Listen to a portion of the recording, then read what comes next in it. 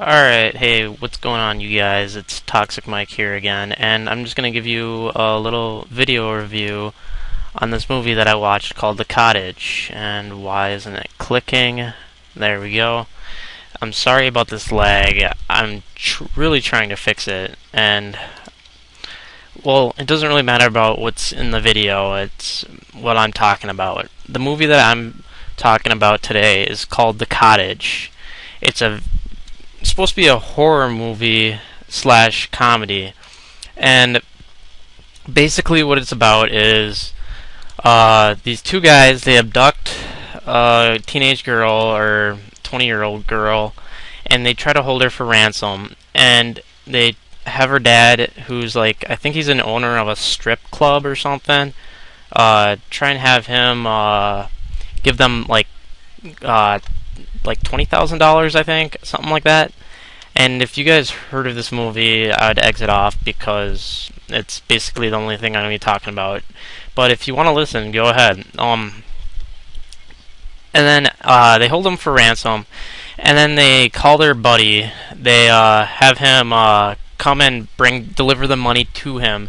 So basically, what you find out is their helper is the girl's stepbrother, and so he got followed by these two Asian guys, and he was too dumb to know that they're following him because in this movie he's a really big dumbass. So what happens is they open up the bag, and it's just a bunch of tissues instead of the money. So the main guy, like the boss of their the boss of their abduction group, I guess you could say, goes to a phone booth, and the cottage that they're staying at is like in the middle of nowhere. So he drives to this one phone booth type place, and he calls up the guy. He tells him that he found out that it was tissues and stuff, and that he wants the money, otherwise he's not going to get his daughter back. And once he's done with that, you see these like huge crowd of people. They're like the townspeople, I guess you could say, that live there. And they basically tell him to beware, lock his doors, whatever, because there's basically a killer.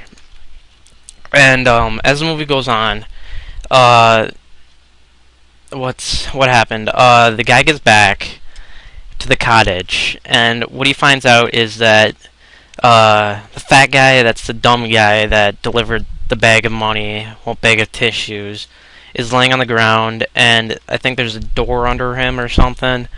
And then he wakes him up, and he says, like, basically, where's the girl? And it takes him a minute to tell him, but he finally tells him that, oh god, sorry, I'm thirsty, that the girl escaped because she told them that she had to go to the bathroom. So she went in the bathroom, she had him untie him, and then she basically fights them. She escapes. She takes the weak guy that's in their group with her, and they go looking for her and the weak guy. I don't know what his name is. I'm sorry, I forgot it. But once they're looking through the woods, they find the two Asian guys. The one Asian guy is strapped to, like, he has these ropes, and they basically pulled one arm to a tree, the other arm to another tree, the legs, same thing. And they lift up his head, and he's got his throat cut. I don't know how you say that, but anyways. Once they find out that his throat is cut, they think that just the two Asian guys got in a fight. And so they keep going on, and then they find this house. But before that happens, it shows the guy and the girl together, and they walk into this one random house that they find in like the middle of nowhere. And it starts out with a gate in the front yard, and it says basically no trespassing. But the girl doesn't care, so she jumps the fence.